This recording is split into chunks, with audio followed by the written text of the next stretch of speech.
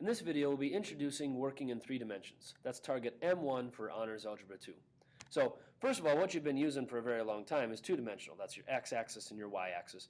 Clearly, not everything in mathematics is just in two dimensions, and not everything in the real world. So, where could you find some simple examples of using three dimensions?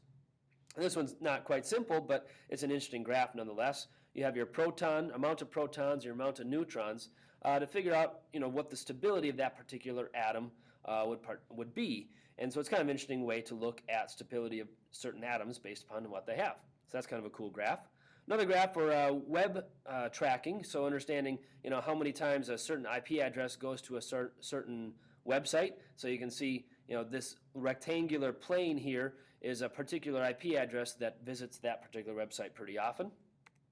And some more fun examples, you could come up with a graph for a Pringle, so with an x, y, and z equation. So there's some fairly simple examples. Our questions for the day that we're going to try to answer are, how do we plot a point in three dimensions? How can we write the coordinates of a point in three dimensions? And how can we show three dimensions on a flat piece of paper? So first of all, this is your three-dimensional graph. So plotting in 3D, you have your x-axis and your y-axis, as you always have, but then vertically coming out of it is the z-axis. So that's coming up through it.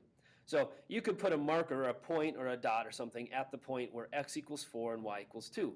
That'd be 1, 2, 3, 4, and then 1, 2. So we're moving parallel to the x and the y-axis to find out what those positions are, and that would be where your marker is.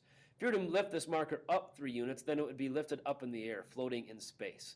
So we can kind of try to visualize that as we take a look at this particular graph. So I have my point at 4, 2. Right, so there is that marker. I have a bean for this particular example. And so now I'm going to lift that up 3 units. So I'd lift it up, and it would be at that particular point. Right, so this point, or this bean, in this particular scenario, is just sitting out in space at 4, 2, 3. So there's 4, and you can see that this is 4, rather. And then it's lifted up 3 units if I can get it to stop moving around. So that is how we would be visualizing or imagining this point being plotted. That's how we would graph a point in 3 dimensions. And the notation we would use would just add on a third dimension, so that would be z, x, y, and z. So we can look at it again. So if you have the point 3, 4, 2, that means that my marker is going to be up 3 or on the x-axis, so 1, 2, 3, 1, 2, 3, 4 on the y-axis, and then lifted up 2 units. So 1, 2, 3, 1, 2, 3, 4, and now I'm going to have to lift it up 2 units so that it is floating in space. And that's where that point would be. As you rotate, you can see that it obviously is something that you have to think about and to understand how it actually gets graphed.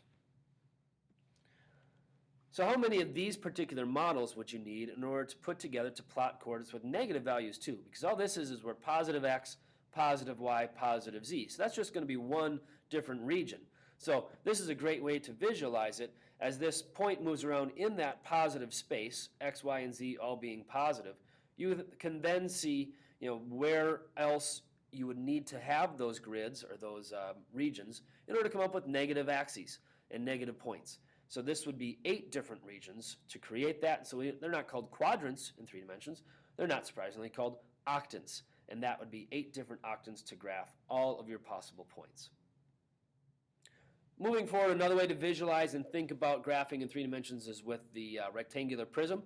And so understanding the x-axis, the y-axis, and the z-axis. So we're moving up 4 on the x, down 2 on the y, and then up 3 on the z-axis. So these points are plotted here. Here are the different coordinates for all those points. See if you can come up with what the coordinates be for all 8 of those coordinates.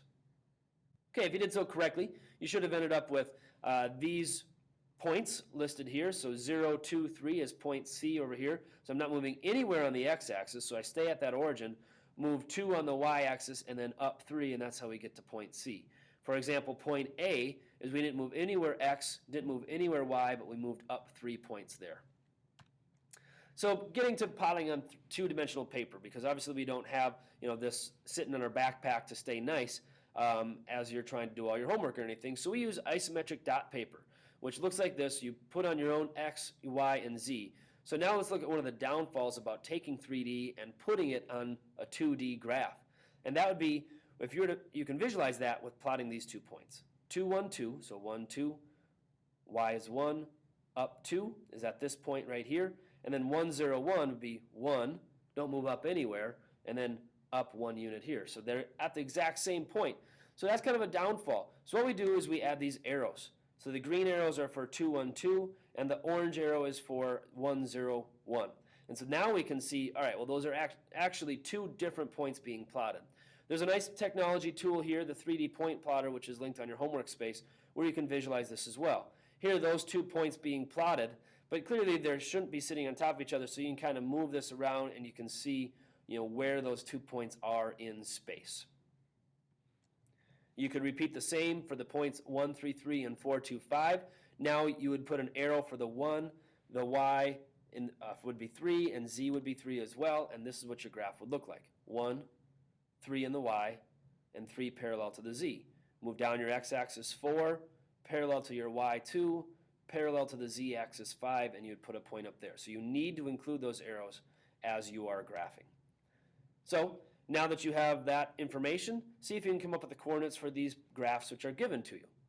If you did so successfully, you should have ended up with these 2 points. 1, 5, 3, 1, 5, 3, and 2 on the x-axis, negative 2 on the y-axis, so that's kind of a curveball, going backwards now, away from y, and then still going up 1. So that's how we try to plot negative and coordinates on an isometric dot paper. So these are the questions we covered today. How do we plot a point in 3 dimensions? You have to have a 3-dimensional graph. How can we write the coordinates of a point in 3 dimensions? You just add on the z coordinate at the end. And how can we show 3 dimensions on flat paper? You use those arrows to be able to graph. So hopefully that's some good information for you to be able to continue in your 3D graphing unit.